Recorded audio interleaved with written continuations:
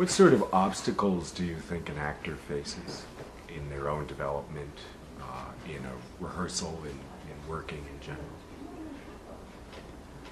What are some of the obstacles that the actor faces in working on a part? In their personal development as an artist, in working on a particular part.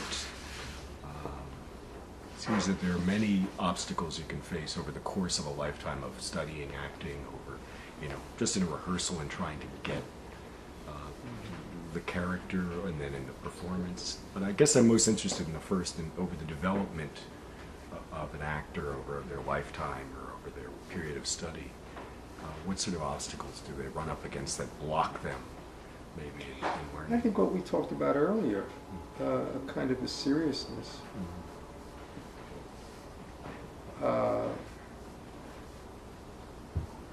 Rather than you'll forgive me, it may sound cliche, but more playful.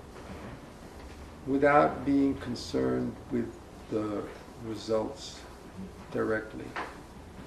The results will come into being, but they won't be something that the person is shooting for, but is discovering. When you're discovering, you're discovering. And that's very difficult today because everybody wants guarantees, they want to feel secure. The playwright has an image that he or she wants realized, and the director has his or her interpretation of the text, and the actors are doing the same thing. And everybody gets very, very serious about what they want to, in a way, superimpose onto the process itself, rather than the process itself unfolding what is true and appropriate for that whole combination of playwright, director, actors, and so forth. There's a certain chemistry, and if everyone has a non-serious, playful attitude, if you will, and it has to be genuine, to my mind, everything falls into place harmoniously, automatically. There's so much fun happening, and that sense of fun gets subliminally rehearsed into the rehearsal period itself as well as into the performance. Excuse me. If the actors are very serious, and the director is serious, and the playwright is serious, that really is an obstacle that stands in the way. It hampers the whole process. And I've known playwrights, with all due respect, that get very, very, and understandably so, they're very pedantic about every word, every comma, every and, but they want. And because they've slaved over it, perhaps for years, working on it.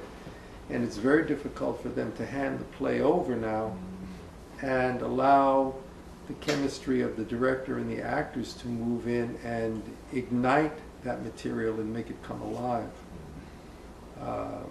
So I would say that the seriousness is the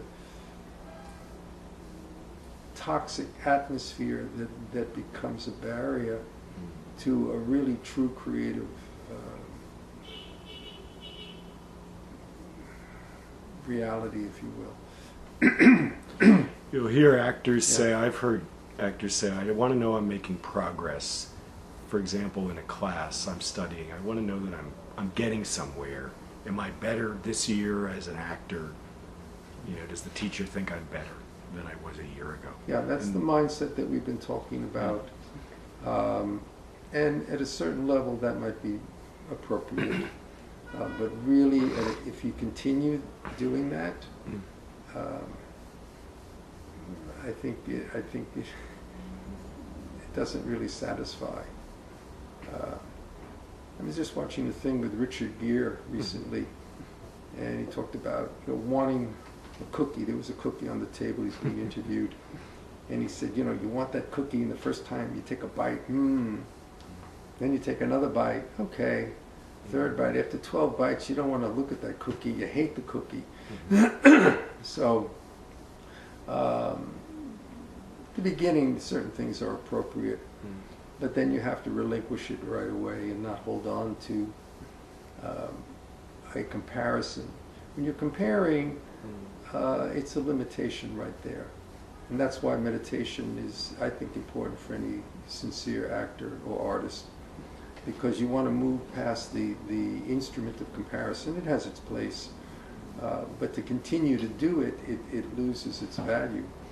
And real intelligence is knowing how to use the limitation of thought, if you will, appropriately, but not letting it run away like wild horses.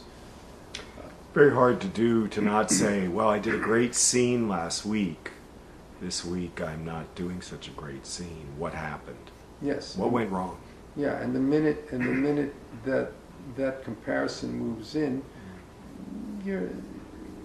nothing can happen. You're locked within the limitation of something that's dead. Comparison is the past, and the past is dead.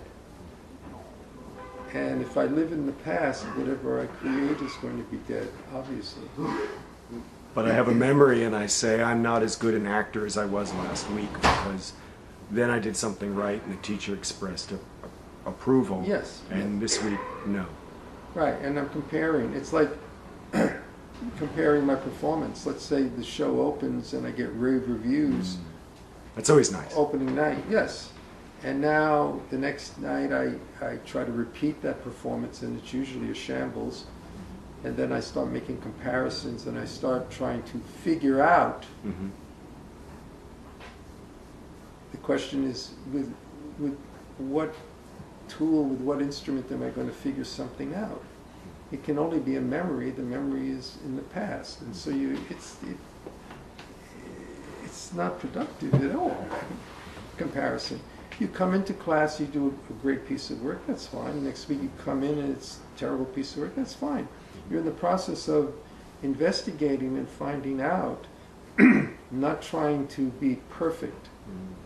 And anybody who's concerned with being perfect, that's the beginning of imperfection right there. You're sowing the seeds for it. There are two sides to the coin. Mm-hmm. And if I'm concerned with being perfect, it has to be against that which is imperfect, which is hidden from me and is always there, and I'm living in fear and I'm living in comparison. This is the way, unfortunately, the way mankind has been living. That's why there's so much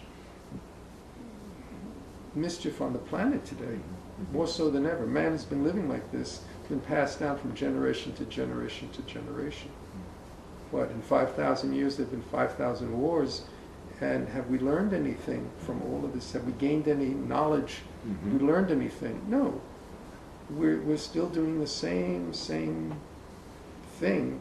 I think it was Carl Sagan who was talking about trying to draw the comparison when you're a kid and it snows and you're having a snowball fight with your friend, mm-hmm.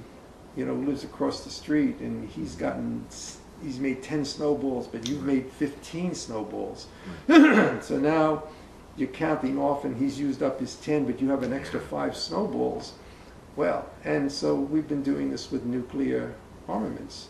This country has so many nuclear warheads. Well, we need so many nuclear warheads just in case, so that we can destroy the entire planet.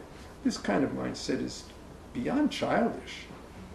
And yet we are living in this kind of mindset. So what is mankind going to do? How are you going to get free, for real, from that kind of suffering, that kind of psychological mesmerism, if you will? And artists are at least taking the first step. And then if you're sincere, you're going to move deeper and deeper and question more and more and more as you go.